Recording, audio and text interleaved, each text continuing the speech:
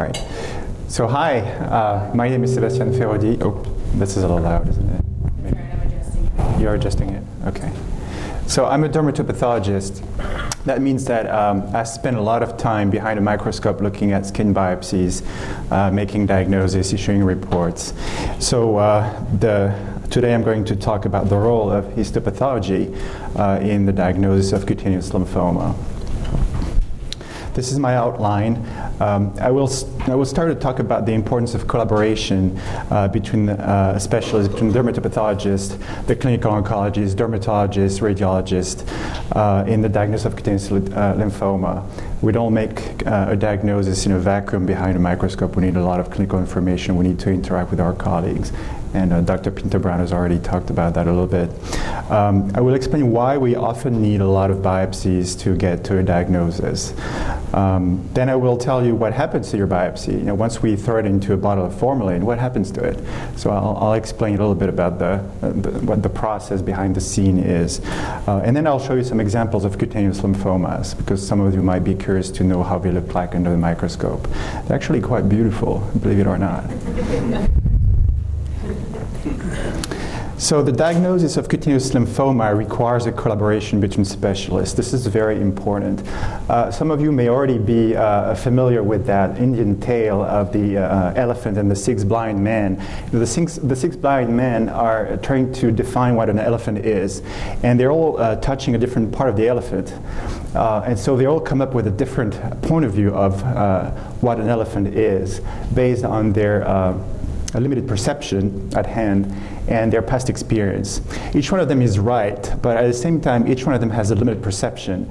And so it's, you know, in order for them to gain a better understanding of what the elephant really is, they need to become aware of that limited perception perspective, and they need to start collaborating and sharing knowledge. So imagine that, you know, this guy is a dermatopathologist. His diagnosis, or my diagnosis as a dermatopathologist here, is as good as my skin biopsy is. And unless I have a better understanding of what's going on beyond my field of expertise here, my diagnosis may be a little bit off. So it's very important for me to communicate with my colleagues who have a different point of view on the disease. So collaboration allows us to overcome our individual limitation. So it's really it's a collaborative process to get to a diagnosis of cutaneous lymphoma.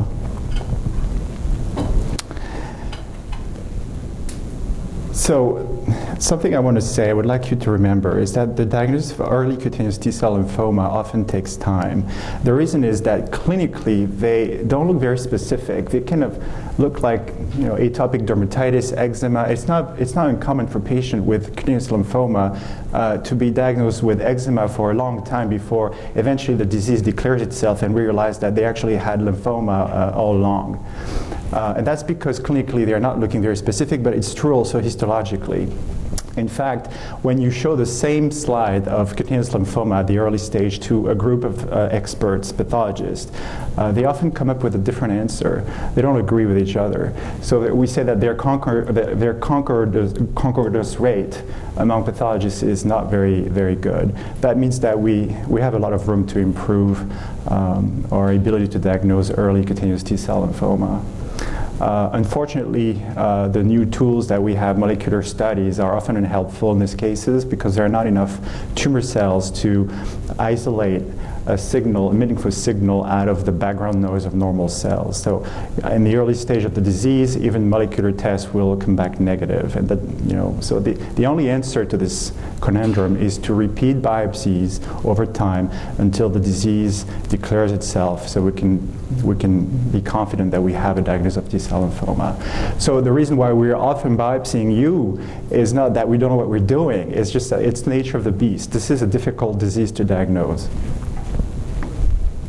So what happens to your skin biopsy after we throw it in formalin? So Here's your biopsy. It's going to be fixed in formalin to prevent degradation. This is for fixation, long-term fixation. The water in the tissue, you know that human tissue are composed of 80% of water, is going to be replaced by by paraffin. Paraffin hardens the tissue, and it's so hard that it actually becomes possible to cut it into very thin slices of a couple of microns in thickness, and so even the light can go through them. We lay them on a slide of glass, and then we stain those sections with hematine eosin, which will stain cells in different shades of pink and blue. We use immunohistochemistry, like antibodies that recognize specific markers of the surface, on the surface of the tumor cells, to immunophenotype the tumor. And then we're going to look at those slides under a microscope. And by combining the microscopic findings with the clinical findings, which is called clinical pathology correlation, we hopefully get to a diagnosis. And the whole process takes about 48 hours. And sometimes we have to repeat it over and over again until we get a diagnosis. So each biopsy, we have to go through this whole cycle. We can also add molecular studies to our analysis. Using those formalin-fixed paraffin-embedded specimen, it's possible to extract DNA and to look at biomarkers and try to refine our diagnosis. Our diagnosis has to fit within one of the diagnostic category defined by the WHO EORTC classification of cutaneous lymphomas. Dr. Pinto-Brown has already described that classifications. It's basically B and T lymphoma, indolent and aggressive. I'm not going to walk you through all the diagnostic criteria of this entity because I don't want you to fall asleep right away. But I would like to show you some examples. So these are virtual cases. So any resemblance with known entities is purely coincidental, okay? So this is my first case. It's a 56-year-old female, and she has a history of a biopsy that showed apparently MF 10 years ago. And she currently has this infiltrated dermal plaque with overlaying adherent white scale on the buttock, 15 centimeters in diameter. And the question asked by the dermatologist was, could it be MF again, or is it just psoriasis, or is it something else? So we processed the biopsy, and this is what it shows under the microscope. So this is what skin looks like under a microscope. This is not perfectly normal skin, but you can see that this is the epidermis here. It's got this wavy architecture. Those are red ridges here, and it's topped here by the stratum corneum. And here is the dermis with little vessels here, and lots of little dots. You already see them. And some of them are in epidermis here. These dots are lymphocytes. And these lymphocytes are not quite normal. Look at this nucleus here. It's very dark. It's very big. There's actually quite a variation in size between these two guys here. Also, the nuclear contour of this big lymphocytes are quite irregular. So this is an atypical lymphocyte, and in path speak, any cell that is big, hyperchromatic, very, very dark, with irregular contour is probably a malignant cell. So this is an atypical lymphocytic infiltrate, and those lymphocytes kind of like to hang out within the epidermis, so we call them epidermotropic. So this is an atypical epidermotropic lymphocytic infiltrate. So in context, given the clinical history and the clinical picture, this is very suspicious for Mycosis fungoides. What we do at this stage is that we throw some antibodies at the lesion. We do immunohistochemistry. We try to immunophenotype it. Mycosis fungoides is typically this is what we call a Poitiers microabscess. Sometimes those malignant lymphocytes tend to aggregate around some other cells within the epidermis, or Langerhans cells, and that is a very typical feature of Mycosis fungoides. So this is what the immunohistochemistry showed. This is a CD3 positive proliferation, which means that this is a population of T cells. They are expressing CD4, but they're not expressing CD8. So this is a malignant T cell proliferation that is CD4 positive. And given the clinical presentation, this is Mycosis fungoides. I'll show you another example. This one is a trick. We have a 77-year-old female with month of red itchy lesion on the left medial arm. And the question was, is it eczema or is it MF? And you see that clinically it's not very obvious. Well, histologically it's sometimes not obvious either. But here we also have this kind of thickened epidermis with lots of little cells like we saw in the previous case. There's some pale area here in the epidermis. Are they portray microabscesses? Well, let's see. Let's look at them closer. Magnification. Here are your lymphocytes here. At higher magnification, if you look at the lymphocyte carefully, they're not that dark compared to the other case. And that, I don't think this is a portray microabscess. I think this is just edema between keratinocytes called spongiosis. And those are just reactive lymphocytes. They have the same size, they don't have irregular nuclear contour, they're not hyperchromatic. So this actually turned out to be eczematous dermatitis. The patient was patch tested and he was allergic to some contact allergen. So that was not MF. But the point of this case is to show you that it can look like MF clinically and histologically. And it's not always straightforward. That's the reason why we sometimes have to do multiple biopsies to get to a diagnosis. Another case, this one is a persistent lesion on the knee. And the question is, could it be eczema like the other case, or is it actually MF? And when we look at it, it's not very cellular here. There's not much going on, except for those little lymphocytes here that tend to also, again, hang out in the epidermis. So something epidermotropic. Some of them look a little bit dark, maybe irregular nuclei. I think some of these guys have different sizes. So this is suspicious for MF. But it's, it's so early clinically, it's hard to tell, right? More of the same here. This was a CD3 T cell proliferation. Most of the cells were CD4. So currently that would fit with Mycosis Fungoides. And interestingly, so none of them were CD8 positive except for a few T cells here hanging out. And there's a complete loss of CD5 expression within the intraepidermal lymphocyte, and also loss of expression of CD7. So when you have loss of expression of one of the T cell markers, it's called a phenotypic hiatus. This is very suspicious for a malignant proliferation of lymphocytes.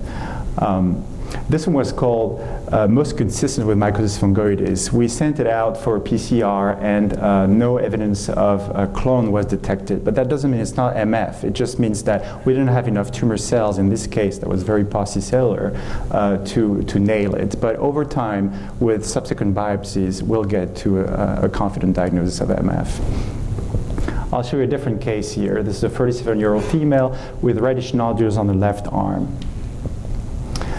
This time, the proliferation of lymphocytes here, all those blue cells, is not in the epidermis, it's in the dermis.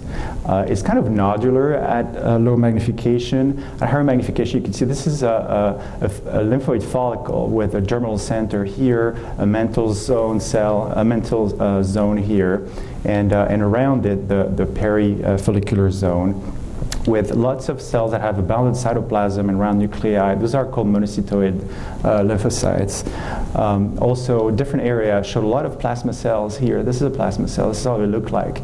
They have this eccentric nucleus, clock face-like chromatin, and an archoplasm, which is like this pale zone in their cytoplasm right there. Those are Golgi apparatus and loaded with antibodies. So this is the cell that makes antibodies that protects us against infection. But it's not a normal cell. We stain this proliferation with CD20, which indicates that this is a B cell proliferation. It is mixed with a few T cells, as highlighted by the CD3 stain. Most of the cells of interest are BCL2 positive. BCL2 is a protein that prevents the cells from dying. So they're basically immortal. And CD138 is another marker that highlights the plasma cell that I just showed you before. So lots of plasma cells here. What's interesting about those plasma cells is that they're all the same. It's a clone. They're all expressing the same type of antibody. This is in situ hybridization. It's a molecular technique that allows us to look at what type of light chain this plasma cell expresses. In a reactive or inflammatory condition, the number of lambda light chain and kappa light chain should be roughly the same. So here it's completely skewed toward the production of one type of light chain. This is cutaneous marginal zone lymphoma. So in conclusion, the diagnosis of primary cutaneous lymphoma rests on the integration of clinical, histological, and immunophenotypic features, as well as molecular features. The collaboration between dermatopathologists and other clinicians is absolutely essential. We cannot diagnose cutaneous lymphoma in a vacuum, or we'll make terrible mistakes. Early disease is difficult to diagnose, and that's the reason why we need multiple biopsies, initially to diagnose it and then for follow-up. And that's it. Thank you for your attention. Can I ask you explain a little bit about the biopsy process? Like what would make a biopsy better for you to diagnose than others, like steroids on it? Why we make a better diet? Is there an optimum condition for a biopsy where it's going to give you the most information? Well, if you see a plaque or a patch, you would really want to be in the middle. If you see a nodule, you want to be in the nodule. But sometimes, you have different presentation in the same patient because there's a temporal evolution of the disease. So ideally, several biopsies is the best case scenario. The other thing that sometimes happens, which maybe you all might have noticed, is somebody may have given you prednisone or put steroids on your skin, and then it didn't work so well, and then they did the biopsy. So what steroids do is they kill lymphocytes. So, steroids are used ubiquitously in lymphoma treatment. But if somebody puts it on your skin and they don't wait about 4 to 6 weeks to do the biopsy, unfortunately, when you go to look for the biopsy, some of those lymphocytes that he's looking for are no longer there. And it makes his job that much harder. Absolutely. And that's another reason why sometimes you have to do multiple biopsies. That's right. Because the first one wasn't maybe optimal. Yeah, because we're treating eczema. Right. That's because people often will say, well, you're uncomfortable, I'll try and treat it. If it goes away, great. Yeah. If it doesn't go away, we'll have to further investigate it. But sometimes we have to have a window of time. That is true. In between when we treat the patient and when we do the biopsy. And you brought up another really good point. Sometimes people will have different kinds of skin lesions all in the same person. And they look different to your eye. And under the microscope, they might also look different.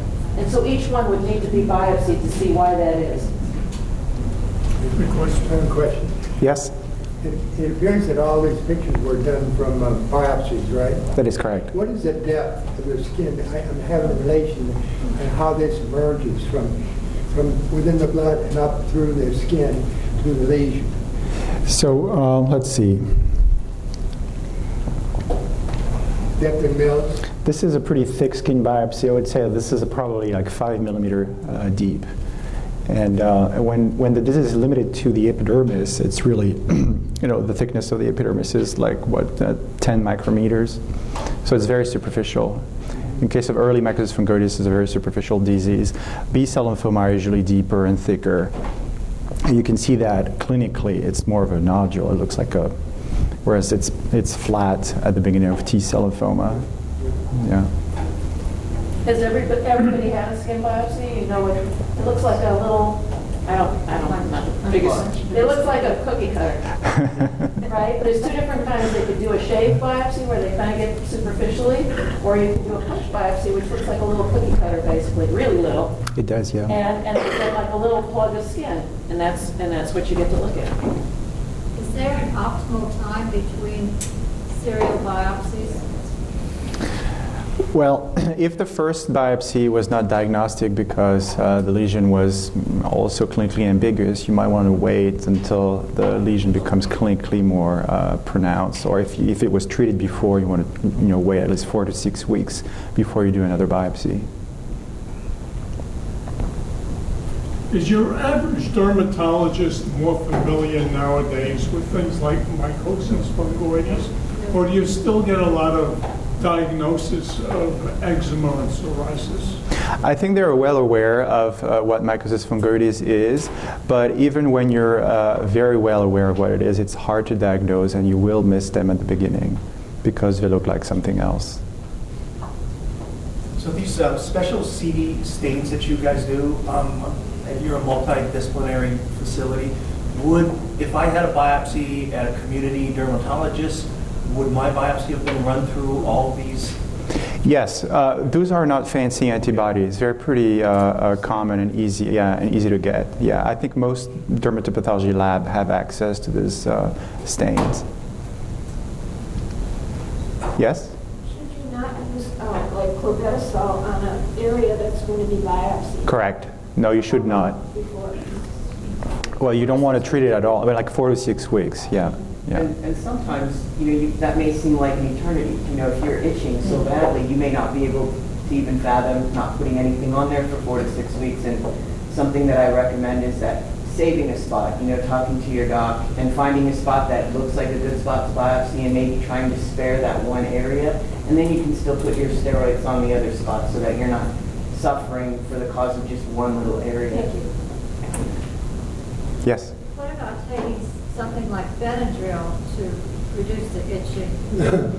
Well, if that works, I don't think that interferes with the proliferation of T cells. So that's not going to make my job more difficult. Yes? If biopsies are taken at one's medical center and you want a consultation from another, Yes. Are the slides duplicated? No, when we need consultation from another center, we just ship the slides. They travel very well. Sometimes we send the block as well. Yeah.